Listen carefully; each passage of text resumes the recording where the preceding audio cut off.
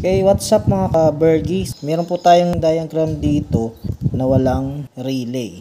So, hindi tayo gumamit ng relay. Dinirekta lang natin from ignition, switch, at papunta doon sa mini driving light.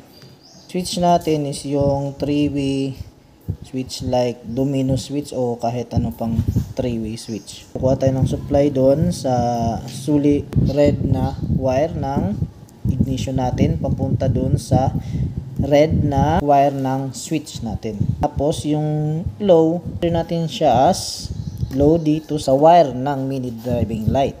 Okay, yung yellow wire sa 3-way switch, siya yung high natin. Siya yung kukonek sa red na wire ng mini driving light na magsisilbing high. Para hindi na kayo mahirapan. Kasi minsan pag connect ka ng color to color lang, hindi yun gagana. Tapos yung black naman sa mini driving light, siya yung magiging ground.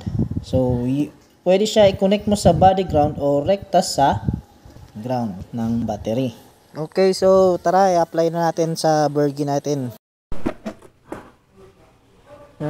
Ito yung galing sa ignition natin, bali ito magsisilbing auxiliary light, auxiliary wire connection natin from the ignition.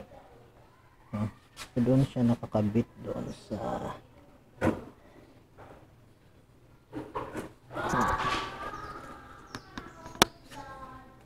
sa pure red na ilaw wire connection. Wag yung merong white, yung pure red tayo. Yan yung red ba yan? Orange. Orange yan.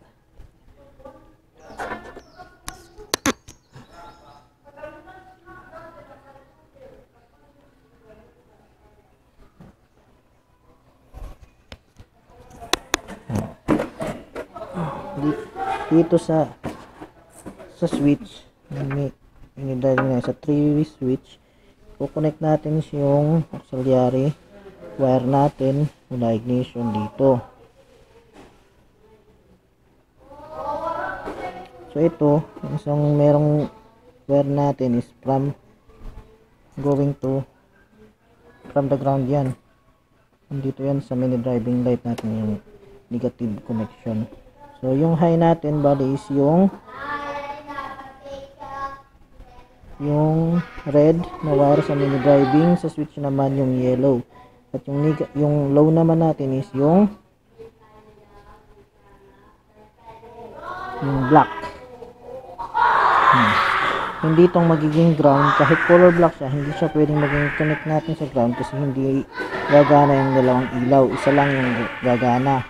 Yung red natin siya kasi magkakaroon ng kukuha ng supply from the ignition para gumana to yung switch papunta sa mini driving light. So, ito yun.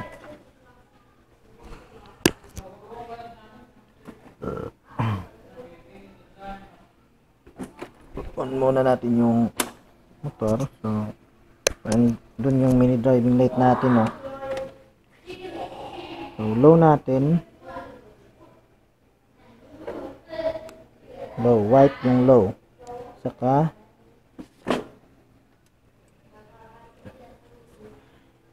white yung low, yung highest yellow and white, bali dalawa. Pag pinatay natin yung ignition, hindi siya iilaw, diba? Ganun lang po.